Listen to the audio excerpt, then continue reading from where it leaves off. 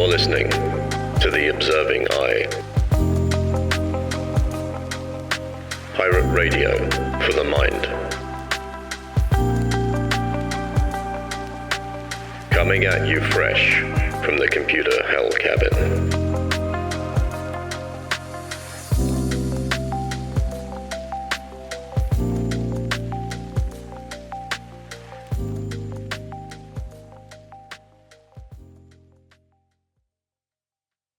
Hello, you beautiful lot. It's Friday, the 6th of September. How is it September already? 2024, and you're listening to episode 80 of The Observing Eye, coming at you live from the computer hell cabin. Every week, we get psychological, philosophical, and all manner of introspective. I'm David, and this week, we are exploring the nature of suffering. Yes, you heard that right, suffering. It's not a word we want to delve in often, but it's something that we all inevitably encounter in life. So today, we're going to explore why our pain, our suffering, might just be one of the most defining aspects of who we are. Pain and suffering are often seen as things to avoid at all costs. But what if there's more to the story? What if, instead of simply being something to run from, our suffering actually has something crucial to teach us? What if, in many ways, it defines us? In this episode, we'll be taking a journey through different philosophical, psychological, and even spiritual perspectives on pain. We'll explore how suffering, far from being a mere obstacle, is actually a profound part of what it means to be human. To begin, I want you to consider this. No matter where you go, no matter what culture you look at, pain is a universal experience. It's something that ties us all together as human beings. Whether it's the heartbreak of losing a loved one, the physical agony of illness, or the quiet, aching loneliness we sometimes feel, pain is something that each and every one of us understands. And because it's so universal, it's also something that has been deeply explored by philosophers, religious thinkers, and psychologists throughout history. Suffering also shapes our personal identities, molding us into who we are. Think about it. How many of your core beliefs and values have been shaped by the pain that you've experienced? How many of your most important life lessons have come not from moments of ease, but from times of struggle? We'll explore how suffering, in many ways, becomes a part of our very identity. By the end of this episode, I hope you'll have a deeper understanding of the nature of pain, and maybe even a new perspective on your own experiences of suffering. So drop a couple of paracetamol, and let's dive in to the nature of pain and suffering.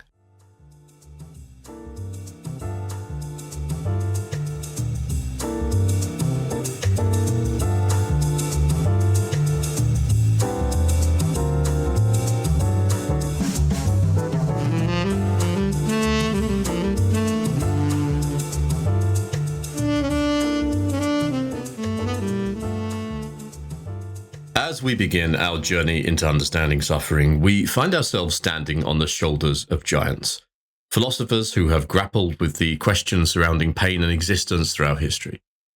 Some of the greatest minds have turned their attention to suffering, not as something to merely endure, but as something to understand and perhaps even embrace. In this section, we're going to explore how different philosophical schools of thought have approached the concept of suffering, beginning with the existentialists, moving through the Stoics, and finally touching on Buddhist teachings. So let's start with existentialism, a school of thought that emerged in the 20th century, deeply concerned with the human condition in a seemingly indifferent or even absurd universe. Imagine a world without inherent meaning, where the universe offers no answers to the why of our existence. This is the landscape that existentialists like Jean-Paul Sartre and Albert Camus explored. For them, suffering was not just an unfortunate part of life, it was a central feature of the human experience. Jean-Paul Sartre, one of the most prominent existentialists, believed that life has no predefined purpose. We're thrown into existence without any inherent meaning, and it's up to us to create the meaning for ourselves. But here's the catch. This responsibility to define our own lives can be a source of immense suffering. Sartre famously said, "Man is condemned to be free," which might sound paradoxical. But freedom for Sartre isn't a gift, it's a burden.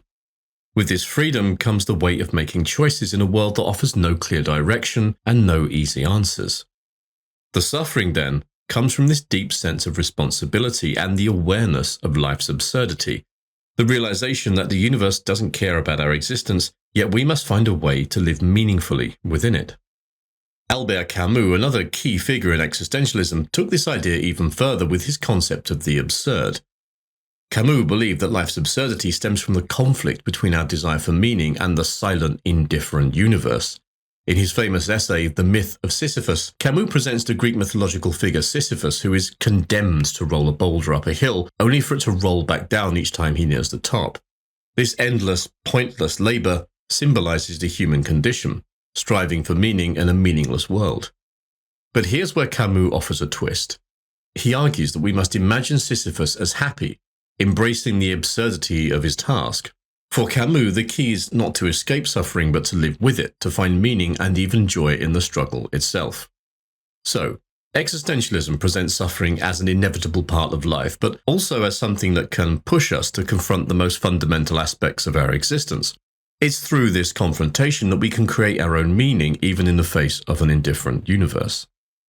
Next, let's shift our focus to Stoicism, a philosophy that predates existentialism by nearly 2 millennia, but offers its own thoughts into suffering. The Stoics, including figures like Epictetus and Marcus Aurelius, view suffering not as something to fear, but as something to be understood and mastered. The Stoic approach to suffering is grounded in the idea that while we cannot control the external events that happen to us, we can control our responses to them. Epictetus, a former slave who became one of the most influential Stoic philosophers, taught that suffering comes not from the events themselves, but from our judgments about those events.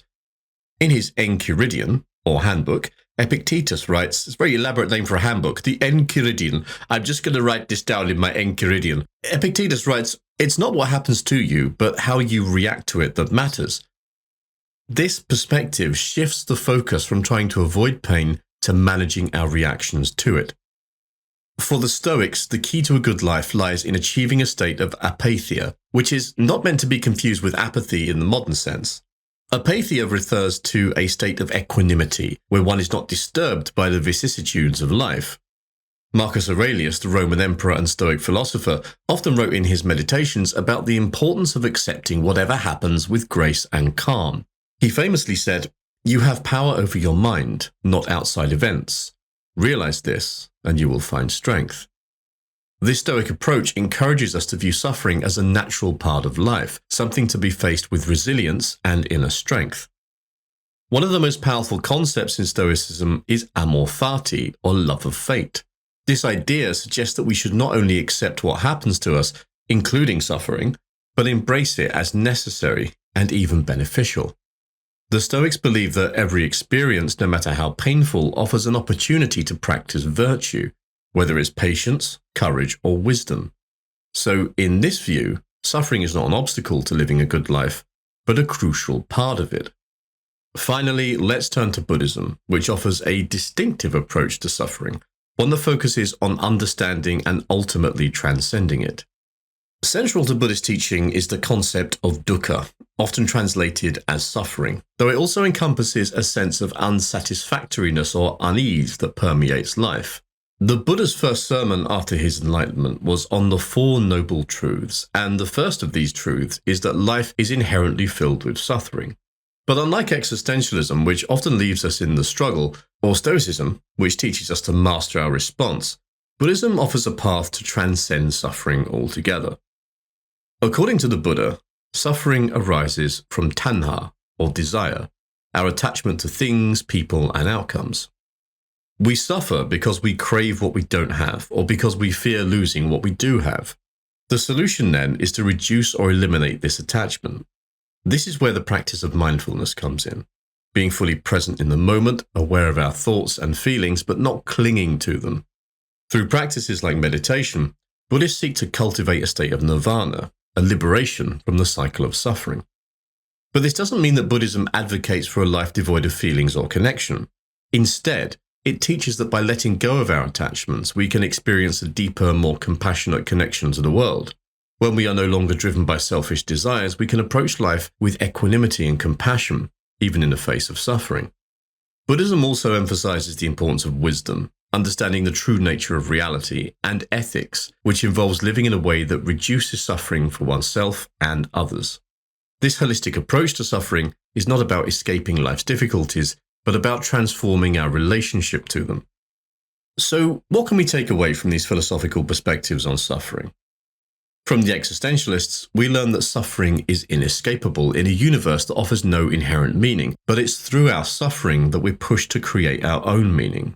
From the Stoics, we gain the insight that while we cannot control what happens to us, we can control how we respond, and in doing so, we can turn suffering into a source of strength and virtue.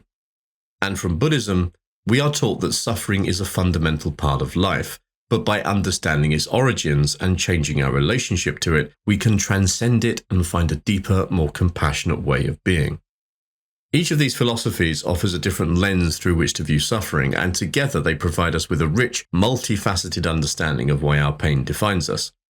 Suffering, then, is not merely something to be avoided. It's something that can shape, refine, and ultimately elevate our human experience. And now, a word from our sponsor.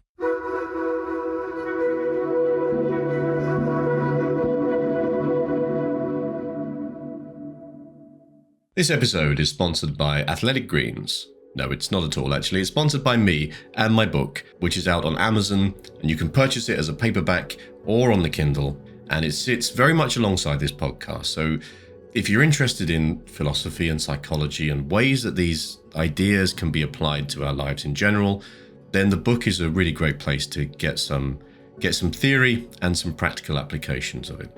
The premise of the book, we go through a few different scenarios. We talk about authenticity, about gratitude, about letting go of stuff. And there's a lot of Stoicism, there's some Buddhism in there, there's all sorts of philosophy and theology that covers this stuff.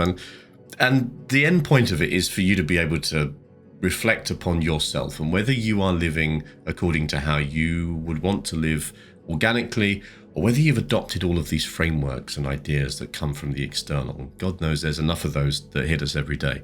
So if you're interested in the podcast, if you're interested in that sort of thing, some philosophy, some psychology, and some actual uses of them in day-to-day living, then go and buy my book on Amazon. You have to just search The Observing Eye, or I will put a link in the show notes for you to go and have a look at that as well. And I'm hoping that you will find it useful. So yeah, go buy my book. Subliminal messaging. Buy my book. You will buy it. Yeah, but see what you think. Or don't. It's entirely up to you. There's no pressure. I have no expectation here. It is out into the world and I have let go of it. So it is just there. It exists.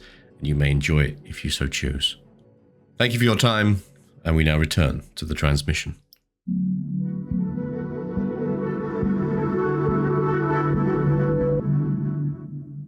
Now that we've explored some of the philosophical perspectives on suffering, let's turn our attention to something a bit more personal, the role that suffering plays in shaping our identities.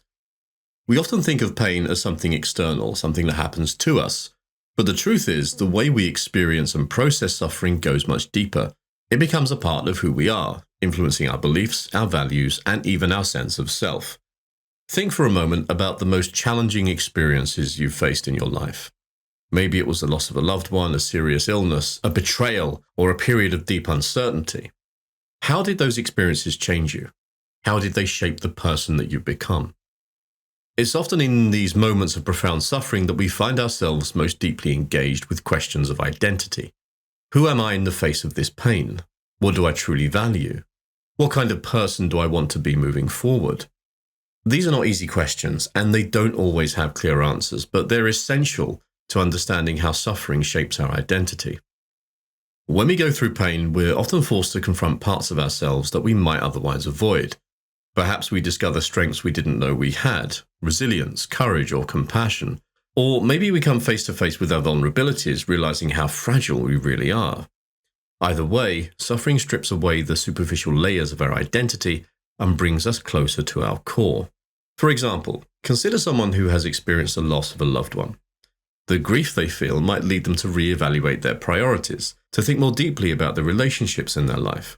They might find themselves becoming more empathetic, more patient, more aware of the importance of connection. In this way, their suffering becomes a defining part of who they are, not because they're defined by their loss, but because of how that loss has transformed them. One of the most powerful ways that suffering shapes our identity is through the stories that we tell ourselves about our experiences. These narratives of overcoming adversity are central to how we understand ourselves and our place in the world. We all have a story. a narrative that we use to make sense of our lives. And often the most pivotal moments in these stories are the ones marked by pain and struggle. Think about it. When you reflect on your life, what are the moments that stand out? Chances are they're not just the happy, carefree times. They're also the moments when you faced challenges, when you were tested, and when you had to dig deep to find the strength to keep going.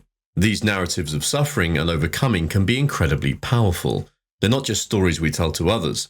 They're stories we tell to ourselves, shaping our self-concept and guiding our future actions. When we frame our suffering as something that has made us stronger, more compassionate, or more resilient, we create a narrative that helps us make meaning out of pain. Let's take the example of someone who has survived a serious illness. Their story might be one of incredible hardship, enduring treatments, facing uncertainty, dealing with physical and emotional pain. But within that story, there might also be a theme of resilience, of finding strength in the face of adversity. Over time, this narrative of overcoming can become a central part of their identity, giving them a sense of purpose and direction as they move forward in life. This process of constructing meaning out of suffering is something that Viktor Frankl, a Holocaust survivor and psychiatrist, wrote about extensively in his book Man's Search for Meaning. Frankl argued that we have the ability to choose how we respond to suffering, and that finding meaning in our pain is essential to our well-being. He famously said, "When we are no longer able to change a situation, we are challenged to change ourselves." This idea that we can find meaning in suffering and use it to transform ourselves lies at the heart of how pain shapes our identity. But it's not just our individual experiences of suffering that shape who we are. It's also the collective experiences that we share with others.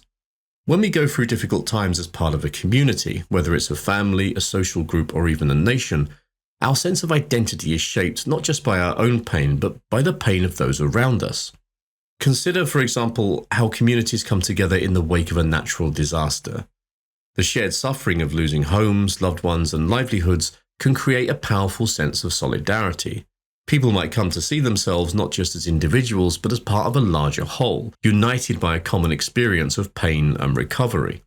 This collective suffering can lead to a stronger sense of community identity, where the bonds forged in adversity become a lasting part of how people see themselves and each other. Similarly, movements for social change are often born out of collective suffering.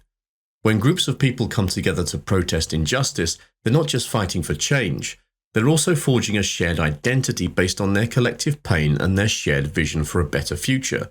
This is evident in movements like the Civil Rights Movement in the United States, or more recent movements advocating for racial, gender, and environmental justice around the world.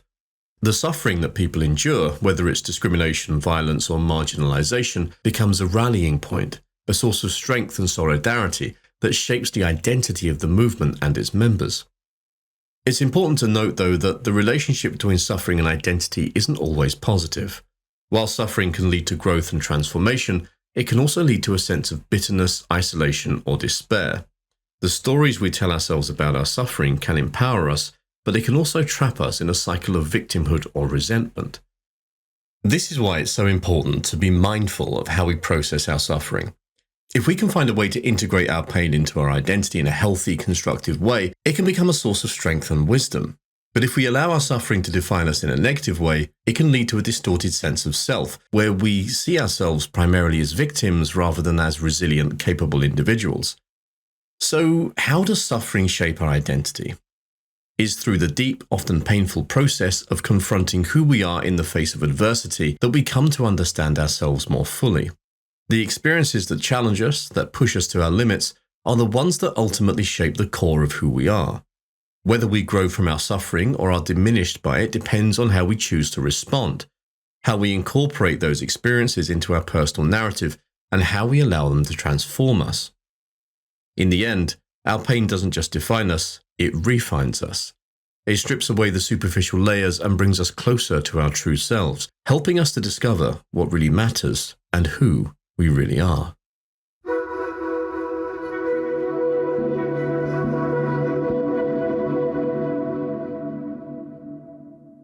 So far in our exploration of suffering, we've touched on the philosophical perspectives that view pain as an integral part of the human experience and the role that it plays in shaping our identities.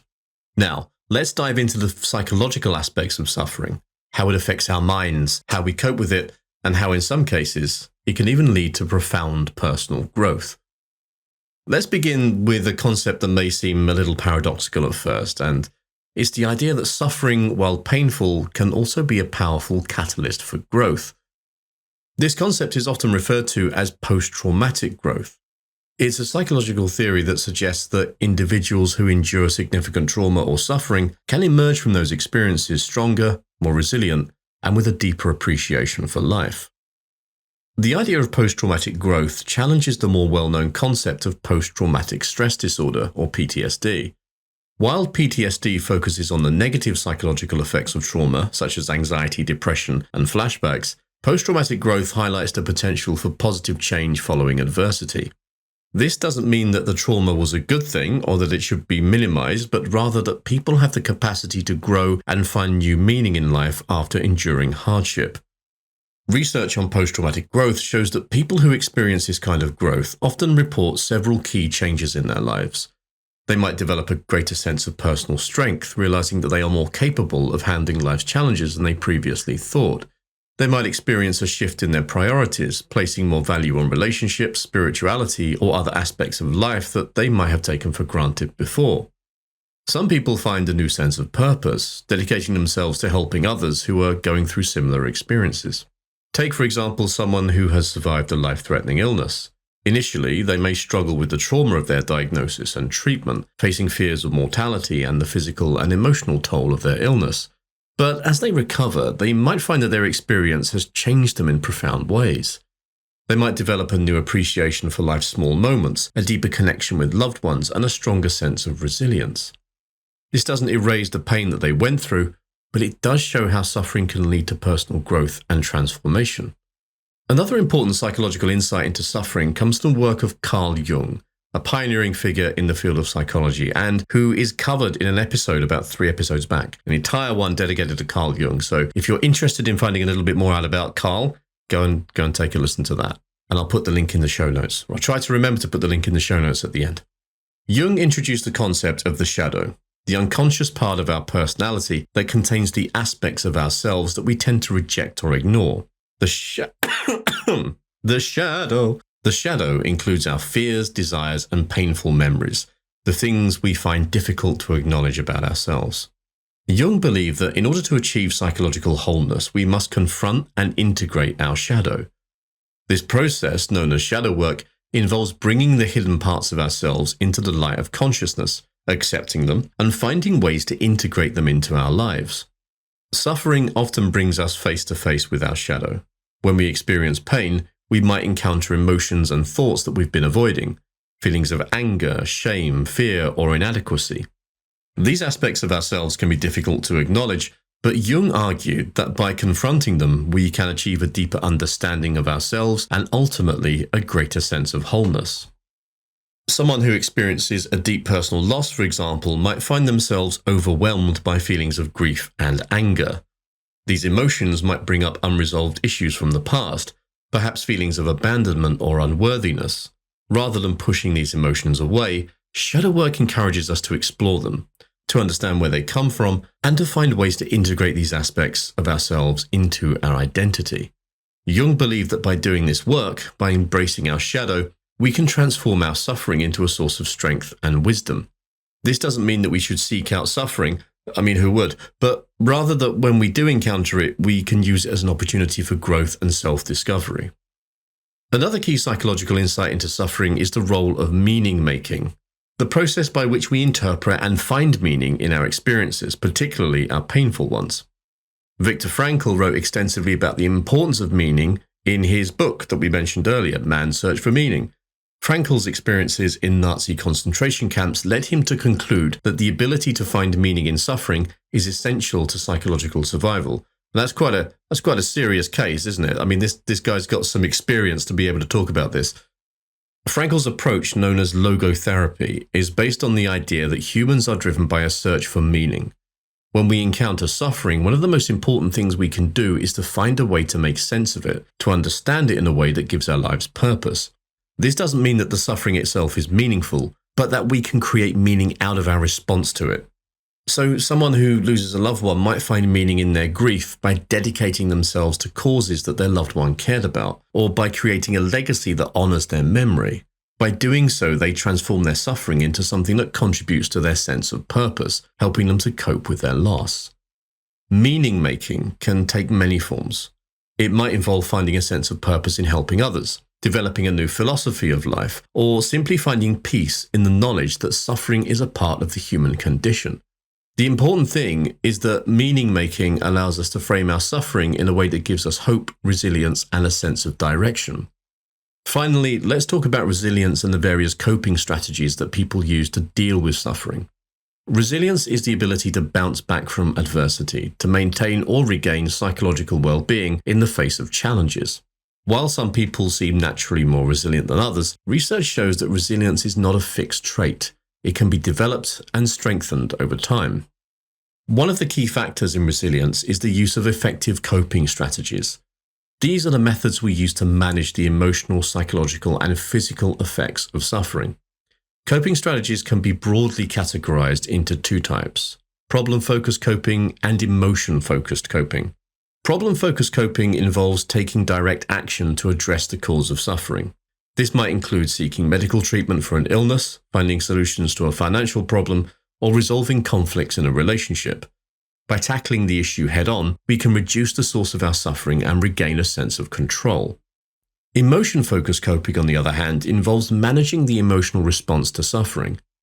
This might include practices like mindfulness, meditation, journaling, or talking to a therapist or trusted friend. These strategies don't necessarily solve the problem, but they help us to manage our emotional reactions, making it easier to cope with the situation. Another important aspect of resilience is the ability to maintain hope and optimism, even in the face of suffering. This doesn't mean ignoring the reality of the situation, but rather maintaining a belief that things can get better, that we have the strength to endure, and that there is light at the end of the proverbial tunnel. So, what do these psychological insights tell us about suffering? They show us that while suffering is often unavoidable, it doesn't have to be solely destructive. Through the process of post-traumatic growth, we can find strength and resilience in the face of adversity. By confronting our shadow, we can achieve a deeper understanding of ourselves and integrate our pain into our identity. Through meaning-making, we can find purpose in our suffering, transforming it into a source of hope and direction. And by developing resilience and effective coping strategies, we can navigate the challenges of life with greater confidence and well-being. Suffering, then, is not just something to endure. It's something that can, if we allow it, lead to profound psychological growth and transformation. It's a reminder that, even in our darkest moments, there is potential for light, for healing, and for a deeper connection to ourselves and the world around us.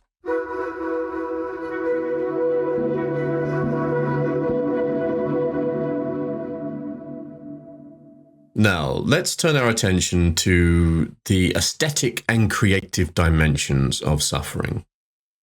Pain, while often something we want to avoid, has inspired some of the most profound and moving works of art, literature, and music.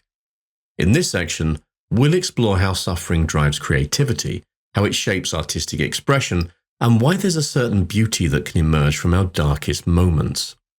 Let's start by considering how art serves as an outlet for suffering.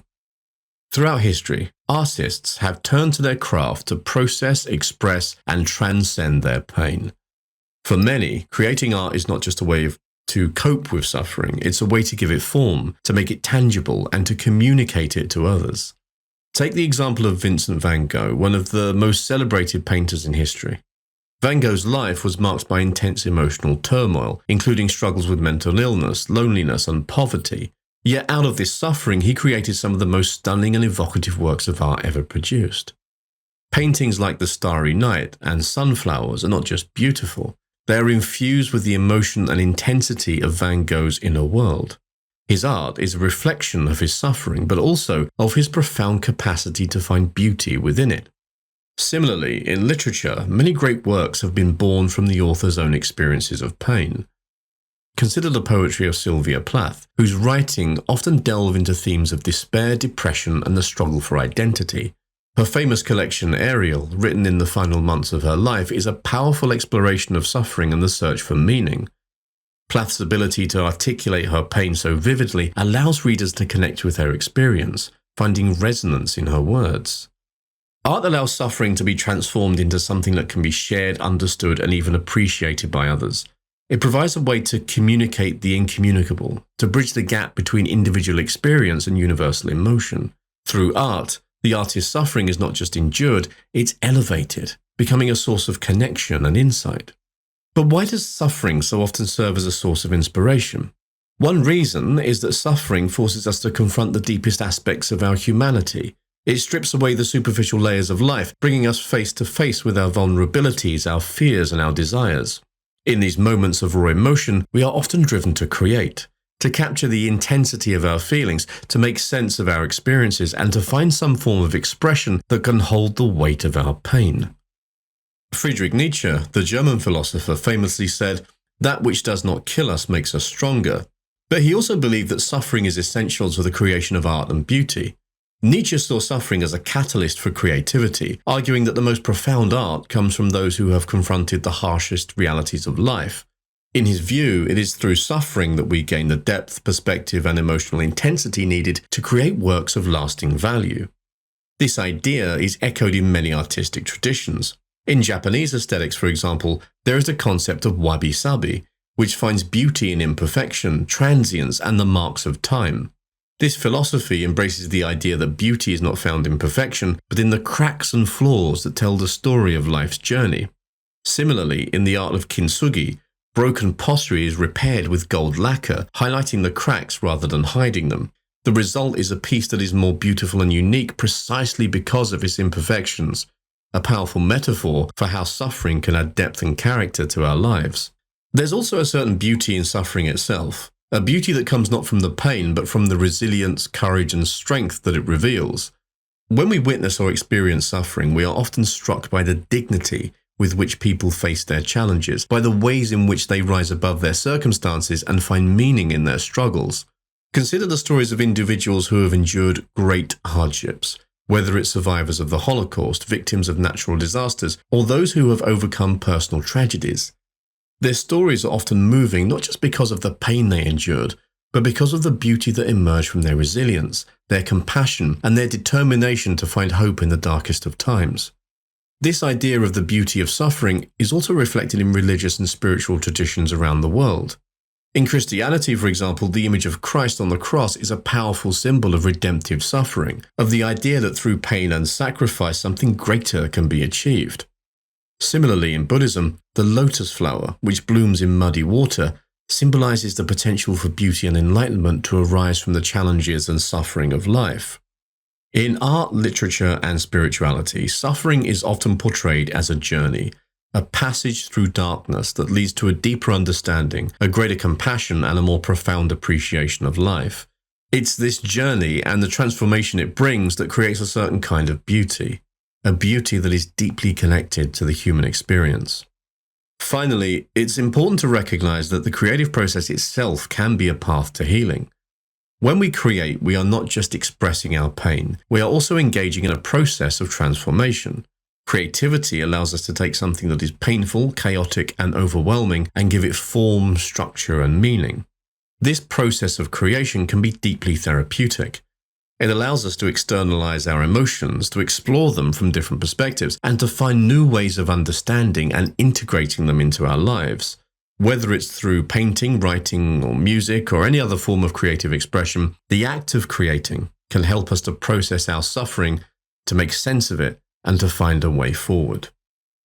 For many people, creative expression becomes a lifeline in times of suffering. It provides a way to channel their emotions, to communicate with others, and to find a sense of purpose and direction. The creative process can be a way to reclaim a sense of agency and control in the midst of chaos, allowing us to shape our own narrative and to find meaning in the midst of pain. So, what do the aesthetic and creative dimensions of suffering reveal? They show us that suffering, while painful, can also be a powerful source of inspiration and beauty. Through art and creativity, we can transform our pain into something that resonates with others, that connects us to the broader human experience, and that allows us to find meaning and healing in the midst of adversity. In the end, suffering is something that can be expressed, shared, and even celebrated in the form of art. It's a reminder that even in our darkest moments, there is a potential for light, for beauty, and for the creation of something truly meaningful.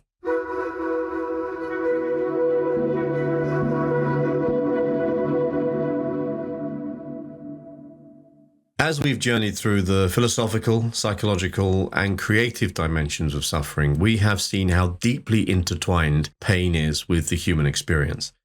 In this section, we're going to explore the ethical implications of suffering. How does our understanding of suffering inform our moral responsibilities to ourselves and to others?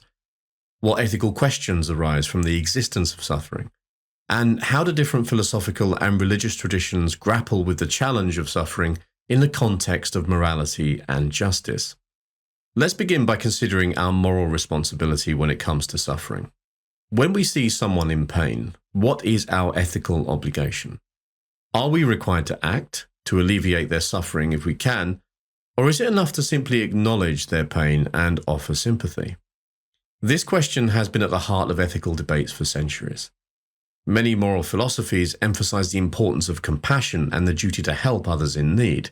For instance, in many religious traditions, alleviating suffering is seen as a fundamental moral obligation. In Christianity, the parable of the Good Samaritan illustrates this idea powerfully. When faced with someone in dire need, it is our duty to act, regardless of personal inconvenience or risk.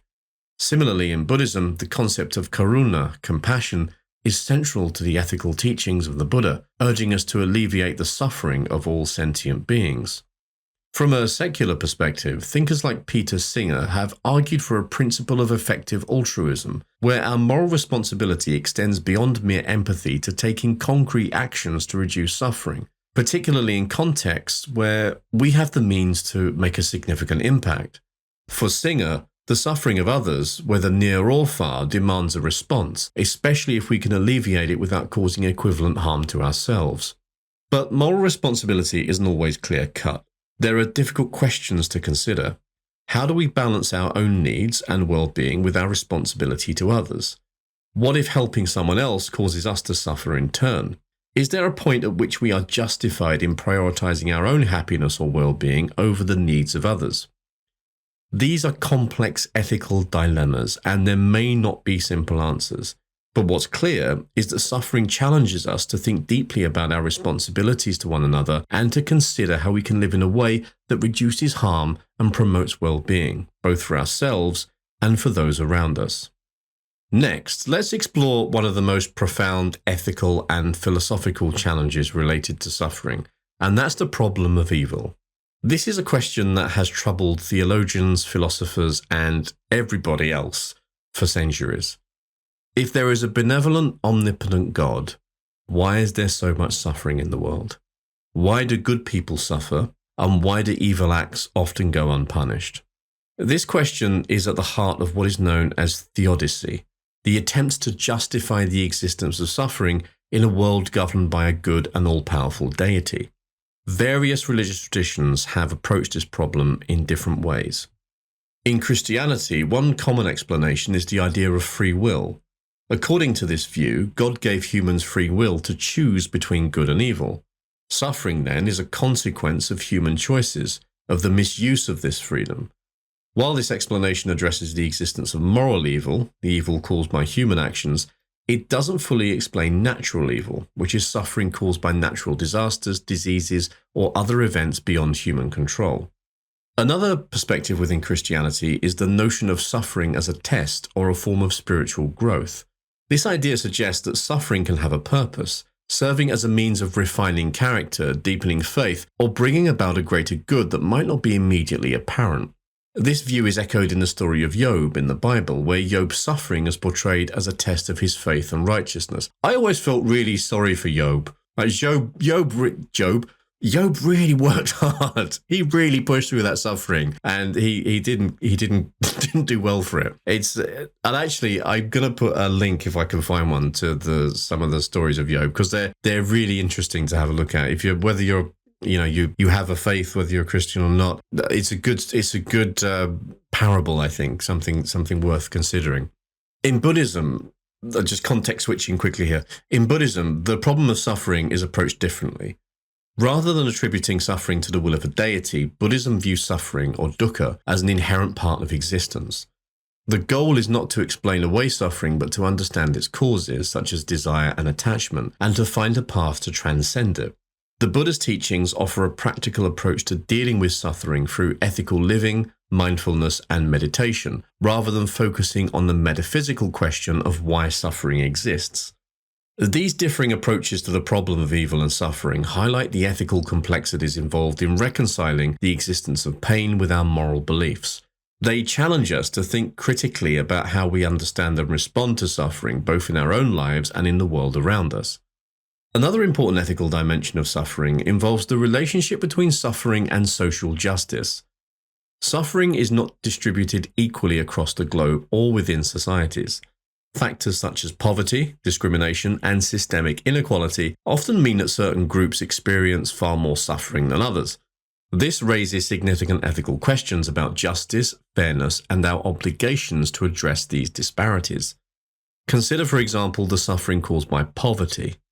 In many parts of the world, people suffer from hunger, lack of access to clean water, inadequate healthcare, and other basic needs.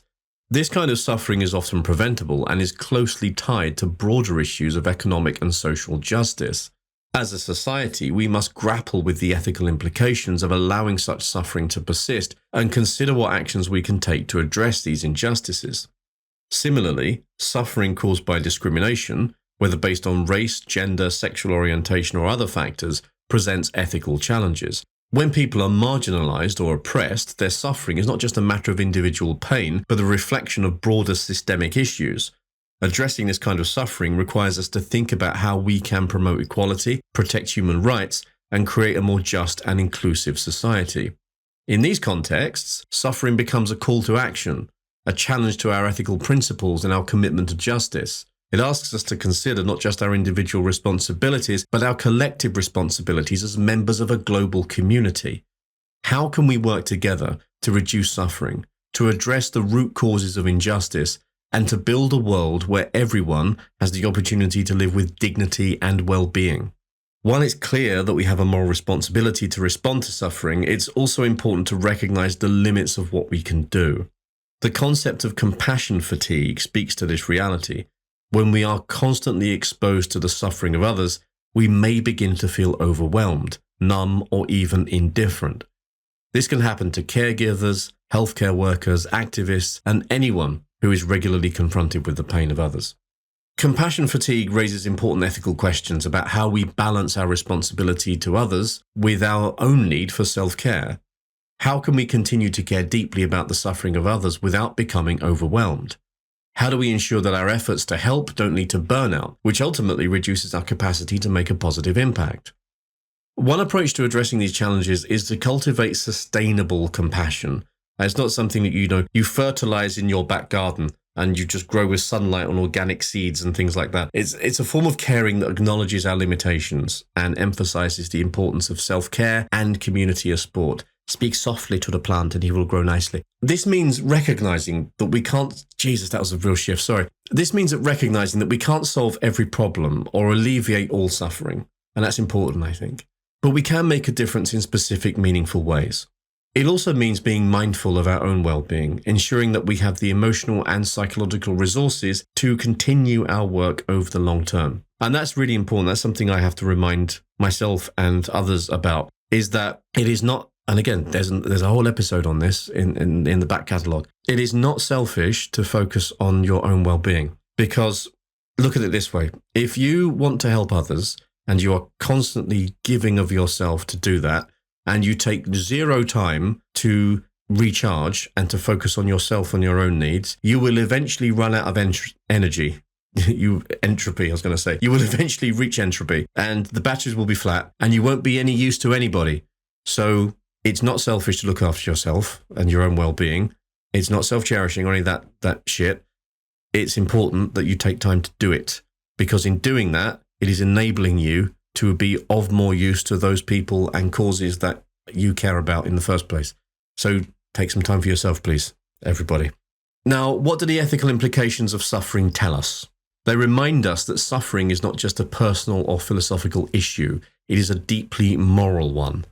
Suffering challenges us to think about our responsibilities to ourselves and others, to consider the justice and fairness of our society, and to find ways to respond to pain with compassion and action. In the end, our ethical response to suffering is a reflection of our values, of what we believe is important, of how we see our place in the world, and of our commitment to making that world a better place for everyone. Suffering then is not just a challenge. It's an opportunity to live out our deepest moral convictions, to act with kindness and integrity, and to contribute to the well-being of others in ways that are meaningful and lasting.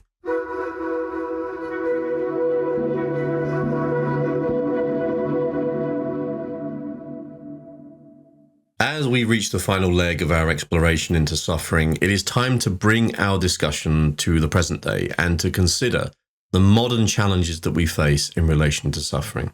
In this section, we'll explore how contemporary society shapes our experience of suffering, how new technologies and social dynamics are altering our relationship with pain, and the unique forms of suffering that arise in today's world. We'll also consider how global issues like climate change, social injustice, and the mental health crisis are reshaping the landscape of human suffering. Yes, I do believe in climate change. I'm just going to put that out there. Feel free to unsubscribe at your leisure. Let's begin with one of the most significant developments of the past few decades, which is the rise of digital technology and the internet. Now, on the surface, technology seems to offer us more ways than ever to avoid or alleviate suffering. We have instant access to information, entertainment, and social connections. But at the same time, the digital age has introduced new forms of suffering that are particularly unique to our current time. One of the most prominent examples is the impact of social media on mental health. While social media platforms can connect us with others and provide a sense of community, they can also lead to feelings of inadequacy, anxiety, and depression. The constant comparison to others, the pressure to present a perfect image of oneself, and the exposure to cyberbullying or online harassment are all sources of suffering that didn't exist 30 years ago. Now, if you ever find my personal social media account, you will see that I am certainly not presenting a perfect image of myself, nor am I ever attempting to. There's something I can't quite remember who said this, because I'm just doing this off the cuff rather than on the script, as it popped into my mind as I was going through this section. I think it was Sigmund Freud, but I could be wrong, and I'm happy to be wrong on this. If you want to correct me, please do so in the comments. It's Sigmund Freud who talks about the importance of forgetting, and that we aren't supposed to remember everything. We're supposed to remember some things, obviously, but it's important for us to forget things. And the problem with a lot of this online stuff is that we can't forget it. It is a concrete record of our actions and behaviors and things like that everyone, not just us, everybody else can see. So there's a certain trickiness around that, I think.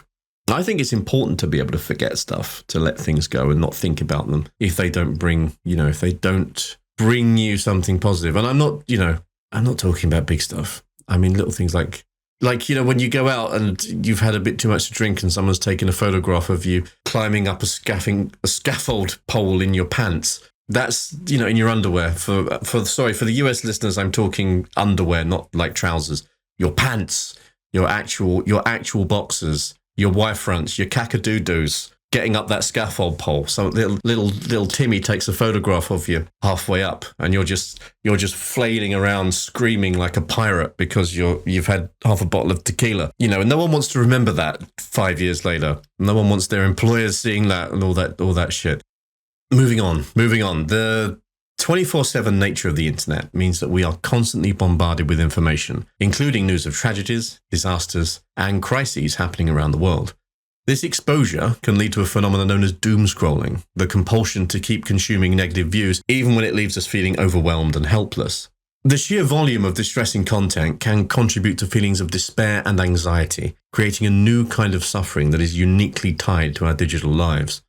Another aspect of suffering in the digital age is the way technology can isolate us from real-world experiences.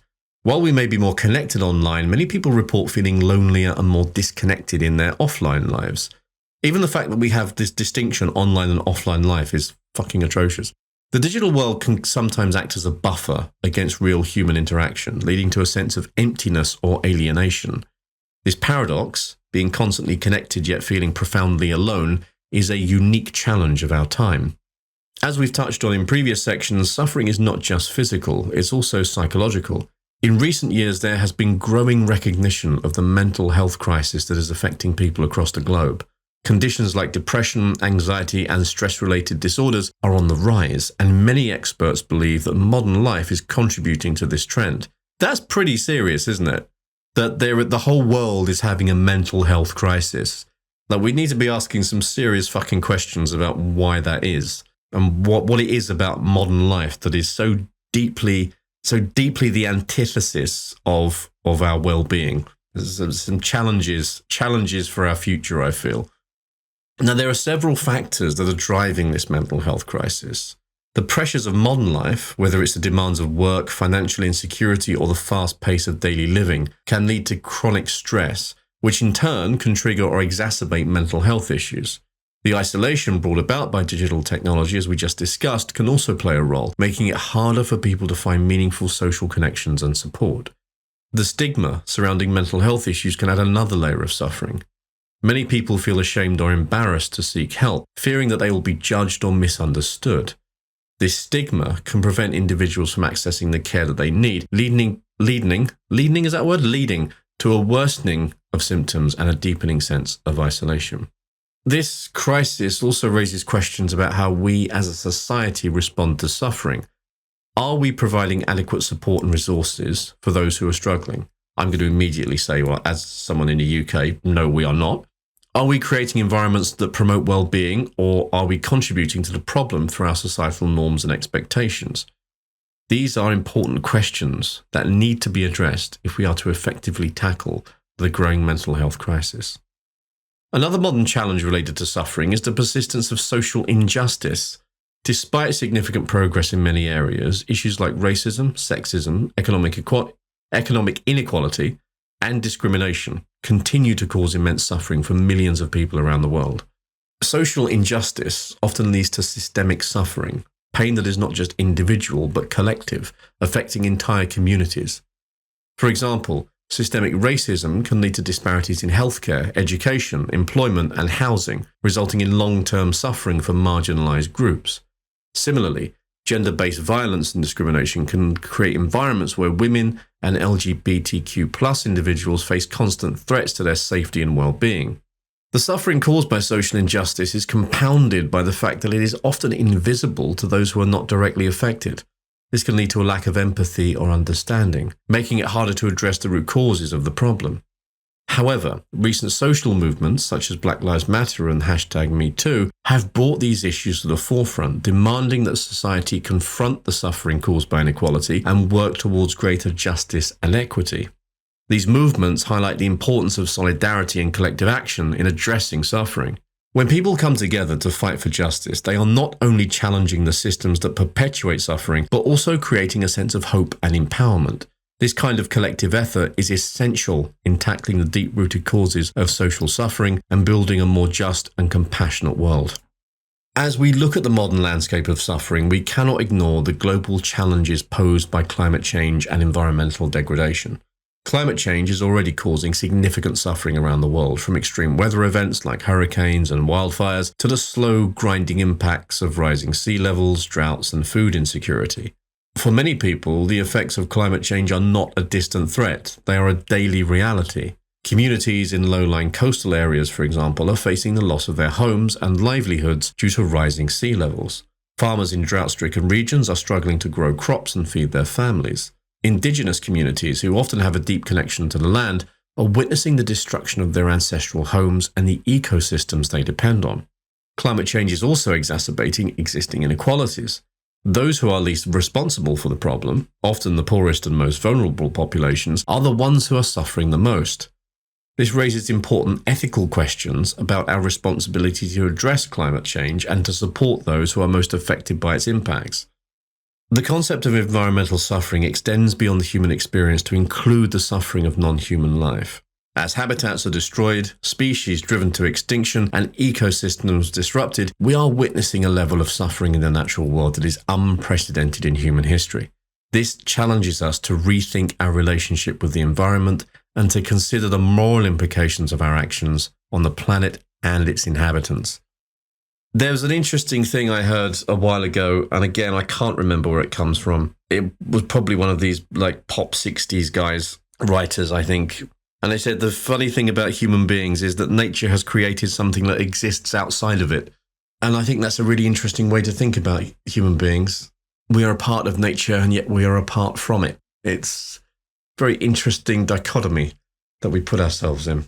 And something that plays on my mind a little sometimes. This very peculiar relationship that human beings have with the natural world. But I'm not going to go down that road. I'm not going to get all eco-warrior on you. Don't worry, that's enough. That's all I'm going to say about climate change and extinction and sea levels and all the other things. We'll stop now. We're going to move on. We're going to say that despite the many challenges we face in the modern world, it is important to remember that resilience and hope are also powerful forces. Human beings have an incredible capacity to adapt, to find meaning, and to overcome adversity. Even in the face of overwhelming challenges, people continue to find ways to cope, to support one another, and to build better futures. See, it's becoming more optimistic. We're going to finish on some optimism. One example of this resilience can be seen in the way communities come together in the aftermath of disasters. Whether it's a natural disaster, a terrorist attack, or a pandemic, can I say that on YouTube? People often respond with acts of incredible kindness, solidarity, and generosity.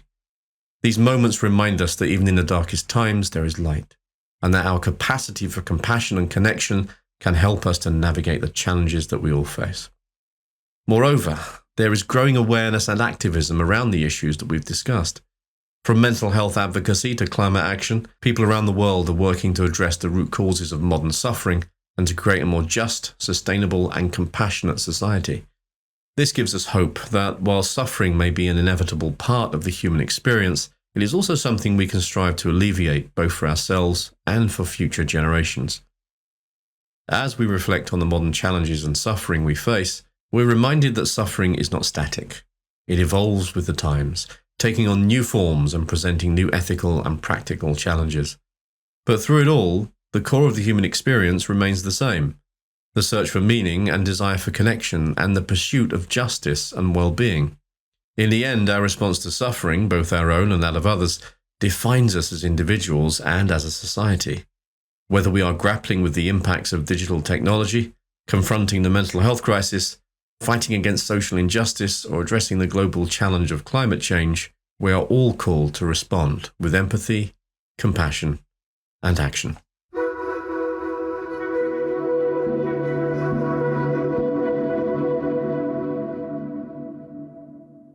And that, ladies and gentlemen, is all I have to say on the subject of pain and suffering.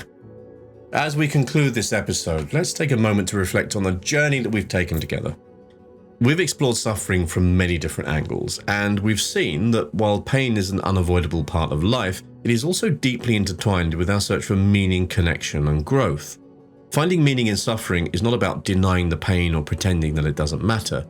It's about acknowledging the reality of suffering and choosing to respond to it in ways that align with our values and our vision for our lives. It's about using our experiences of suffering to deepen our understanding of ourselves and others, to connect more authentically with those around us, and to contribute to the well-being of our communities. So, as you move through your own lives, I encourage you to reflect on the role that suffering has played in shaping who you are. Consider how you can find meaning in your pain, how you can use your experiences to connect with others, and how you can transform suffering into a source of strength and purpose. Remember that while suffering may define us in many ways, it does not have to confine us. We have the power to create meaning, to find beauty in our struggles, and to live lives that are rich with purpose, even in the face of adversity. Thank you, one and all, for joining me in this exploration of suffering today. I deeply appreciate your time, your attention, your presence, your awareness. As you spend, you took some time, your precious time that you cannot get back to sit and listen to me for a while. So thank you for that. And a big thank you to everybody who has subscribed to the podcast and the channels and things like that. It's massively, massively appreciated. And it's really nice to see that some of the content is resonating with people, and you're finding it interesting enough to press that subscribe button. So I very much appreciate that and the support as well.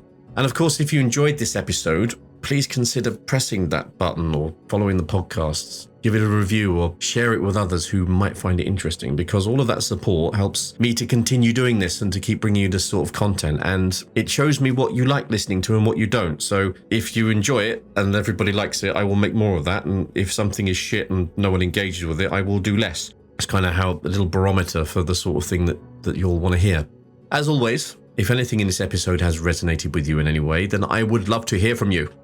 You can share your stories via Patreon at patreon.com/theobservingeye or on social media. You can find us on YouTube at youtube.com/@theobservingeye and on TikTok and Instagram with the handle @theobservingeye as well. And a little addendum before I properly finish off this episode. There is a website coming which will be replacing the old Substack, which is still at theobservingeye.com. That will be replaced soon. I am currently working on building the new one. We're about halfway through right now, so getting all the content, getting it all put together. That will be ready soon, and I will put out announcements when it is live if you'll want to go and look at that, because there's articles on there as well. There's other stuff that's going to be available. It's not just a podcast. There's a weird comic with Sigmund Freud and Carl Jung as well that I started doing for some reason. I don't know why I started that, but I'm still doing it. It came to me in a vision whilst drinking a coffee in Devon for some reason. So that's going to be on there. There's going to be articles. There's going to be all sorts of stuff. So when that's live, I'll put the link out and you can dive into it if it interests you. Anyway, that's enough from me. Take care, everybody. Much love, and I'll catch you soon. You've been listening to The Observing Eye. Thanks for spending some time with me today. I hope it's been useful. And if you're interested in any more of my writing or work around psychology, philosophy, and general day-to-day living, please go and take a look at my Substack, which is theobservingeye.com. And that's I as in the letter, not I as in the gelatinous organ through which you see. Take care, everybody. Much love, and I'll catch you soon.